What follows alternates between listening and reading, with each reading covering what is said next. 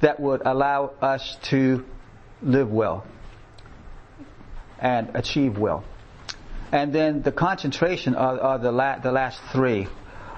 All of these should be done at the same time, the Earth's first ones.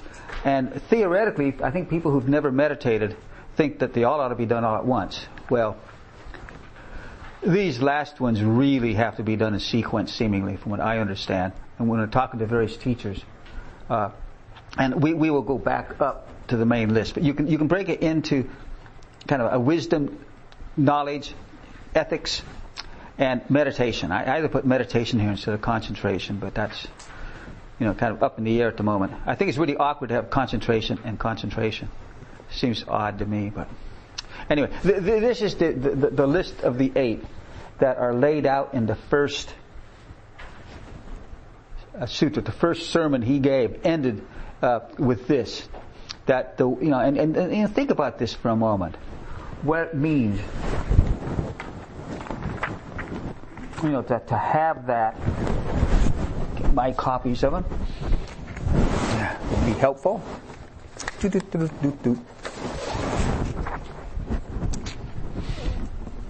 The fourth noble truth, the right view. The right way of looking at things. At life. The way of... I suppose what you would say is begin to develop the framework of the Dharma, Buddhist teachings, in order to get a view of how things are and try to function within the true nature of I guess what they would say, reality. And the right resolve, also sometimes it's seen as like right thought, right resolve again, that was redundant, right conception, right aspiration, or the exertion of one's own will to change. I was told by one person, they thought it was a form of devotion. And I thought that would fit, but it tends to get into more of the traditional religious frame. And so I'm not still, the more developed Buddhist perspective will tend not to use that particular type of imagery. Although, frankly, there are some Buddhist groups that have what would stand in the place of a Buddha that acts like a god and has a special place for them, and you go to their heaven and stuff, but that's a really small sect. Yeah? I'm still stuck on number 1, right view. Yeah. Would that be like looking at things without judgment, without deciding that something is either good or bad or right or wrong? Well, yeah, it would be seeing things as they really are. You may go, oh, I don't think that's the right thing to do, but that's my judgment. And some things we would probably all agree upon. And then that becomes a form of its reality. So, but it's most of the judgments we make are... have you ever talked about something you were interested in and somebody else goes, yeah, that's it, that's it. And you go, what? Well, where'd that come from? I'm just talking about... I run it all the time because I'm really interested about the world, so I'll bring a topic up and people go, well, I don't think about that. That's terrible. You don't believe that, do you? No, whoa.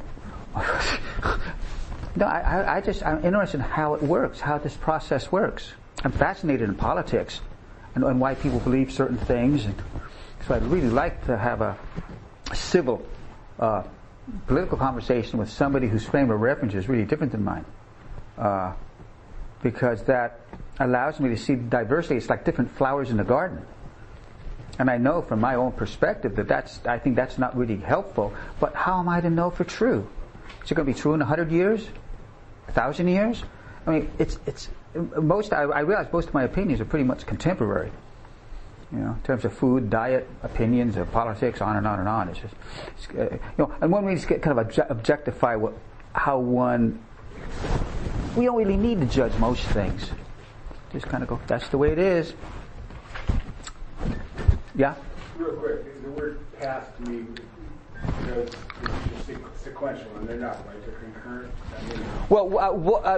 They are often presented as 1 through 8 are concurrent. You're trying to do all these things at once. You're trying to be an open, honest, fair person. Keep the right attitude. In a sense, that first view is like the right attitude. towards the world. Right speech would be, you don't tell lies, you try to tell the truth. You wouldn't want to tell the truth to a little child, there's no Santa Claus, because that truth would hurt somebody. So, cultural lies are okay, because if you tell the truth, you will hurt somebody. And you're not supposed to hurt other people. You're supposed to care about other people. You're supposed to be compassionate about the world. So you want to be careful in what you say. So even if you have to lead, recognize a cultural thing. Oh, the Easter Bunny hides eggs for us. And little kids all excited. You see little kids. On Christmas morning, Santa Claus came, and he found out some of the cookies were eaten and some of the milk's gone. You got down there at 4 a.m. and you eat a couple of cookies and you pour out the milk and get the packages under this. You stagger back to bed, and the next morning the kids run down and they're jumping around. A Western tradition. They don't do that elsewhere in the world. That's not good. That's not bad. It's just different culture. But those sorts of misrepresentations would be considered proper speech. So it's you need to put honest, open speech, for example, in the context of what is going to work for harmonious, careful, compassionate co-living and sharing our environment. Right? Like right action, right livelihood.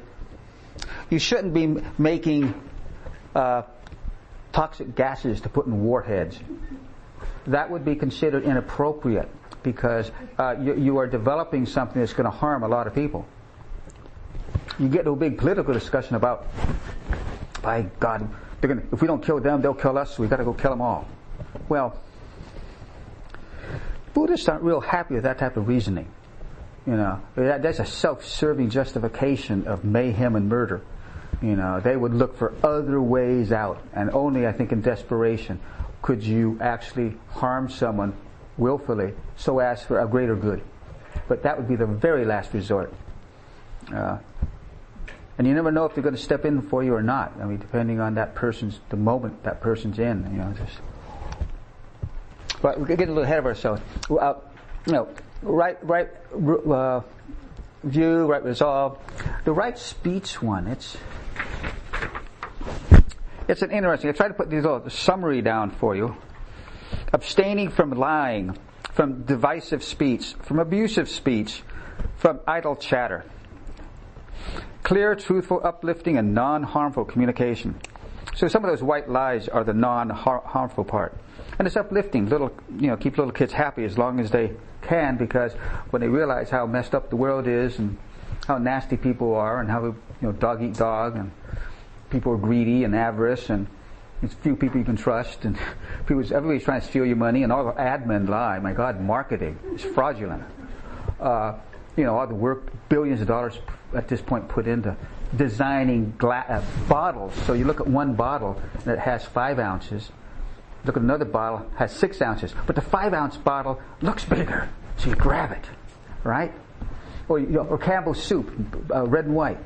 You walk down a Campbell's soup alley, what's your subliminal reaction to a row of Campbell's soups?